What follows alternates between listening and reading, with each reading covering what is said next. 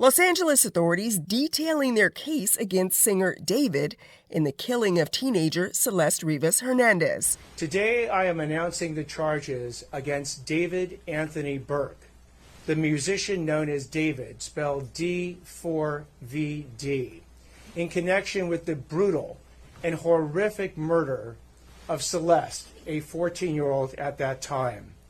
These charges include the most serious charges that a DA's office can bring. That is first-degree murder with special circumstances. The special circumstances being lying in wait, committing this crime for financial gain, or murdering a witness in an investigation. These special circumstances carry with it, along with the first-degree murder charge, a maximum sentence of life without the possibility of parole or the death penalty. The determination on whether or not the district attorney's office will seek the death penalty will be made at a later time. Before I get into the actual charges, and there are additional charges against Mr. Burke, including continuous sexual acts, lewd and lascivious sexual acts with an individual under 14 years old, and mutilating a human remains of a body. Before I get into the description of these charges and their seriousness, I want to look at this as a parent. I am a parent of 3 children, and a parent's nightmare is a situation where your daughter goes out one night and never comes back.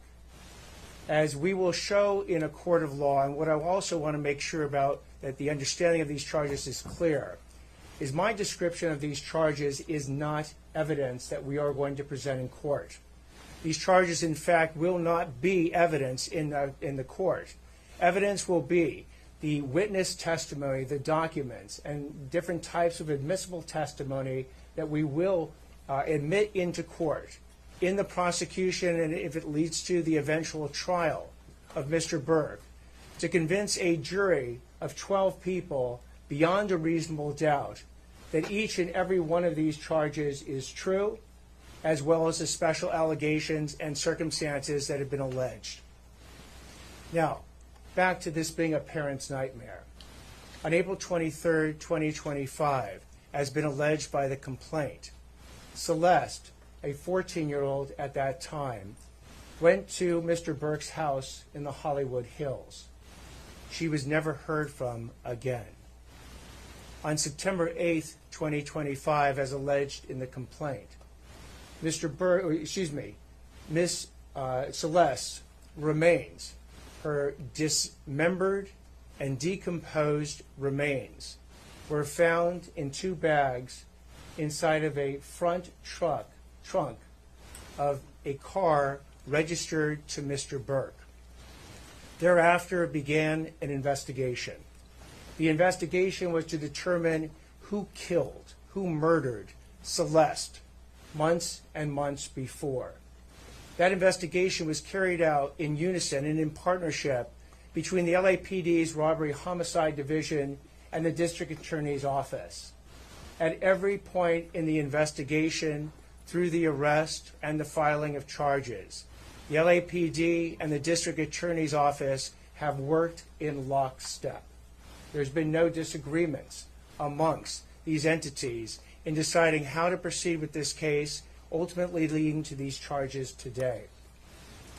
So what you have as well with these charges is that, again, there are 3 sets of charges that have been brought.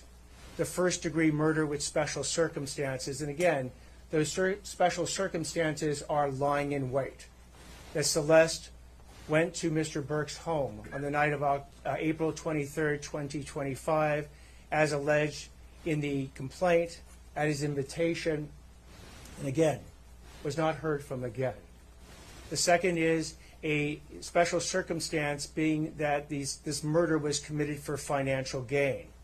As the evidence will show in court, the financial gain was for Mr. Burke to maintain his very lucrative musical career that Celeste was threatening on that particular night. The third charge, in addition to lying in wait and for financial gain, is murdering a witness to an investigation. in this particular case, as the evidence will come out in court, the witness to the investigation was Celeste. And the investigation was into the lewd and lascivious sexual acts committed by Mr. Burke that is the subject of count 2 of this complaint with Celeste while she was under 14 years old.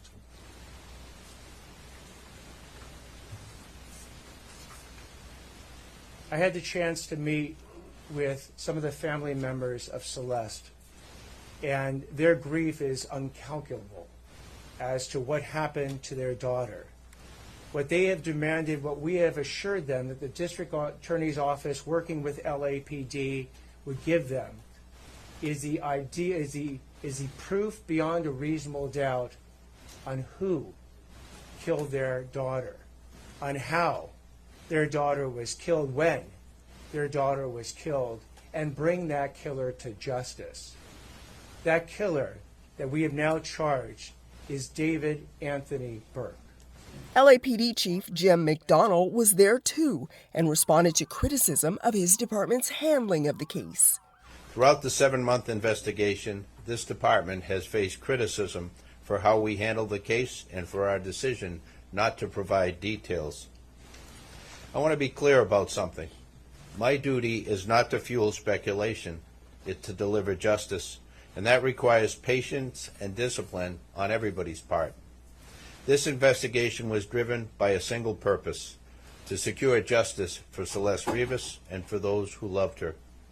We had to be certain that nothing we did or said would ever jeopardize this case. Ms. Rivas was a reported runaway from Riverside County. During the course of our investigation, detectives learned that she had been involved in a sexual relationship with Mr. Burke when she was a minor and he was an adult. On April 23, 2025, Ms. Rivas arrived at Mr. Burke's home in the Hollywood Hills. That's the last time she was known to be alive. On September 8, 2025, Ms. Rivas's dismembered and badly decomposed body was discovered in the front trunk of Mr. Burke's impounded Tesla. From that moment forward, our investigators faced an extraordinary, difficult, and complex case. The condition of her remains delayed the medical examiner's ability to be able to determine cause of death. The substantial amount of time that passed between her death and the discovery meant that crucial evidence had degraded or disappeared. And as detectives worked to uncover the truth, they also had to sift through and debunk a great deal of false information circulating publicly. These challenges were real, and they required patience, precision, and an unwavering commitment to the facts. Despite these obstacles, and despite intense public pressure, our Robbery Homicide Division detectives remained steadfast in their duties. They recovered and analyzed a substantial amount of digital and forensic evidence. They stayed focused, disciplined, and committed to uncovering the truth. Now, shortly after the news conference, Celeste's family arrived at the downtown LA courthouse to a crush of media. Inside court, David's attorney entered a not guilty plea on his behalf. And counsel, on behalf of your client, do you waive formal reading of the complaint, advisement of rights, including armed forces and veterans' rights, enter a plea of not guilty, denying any and all special allegations, enhancements, and priors? Yes, Your Honor. Reporting from downtown LA, I'm Anita Bennett for Urban Hollywood 411.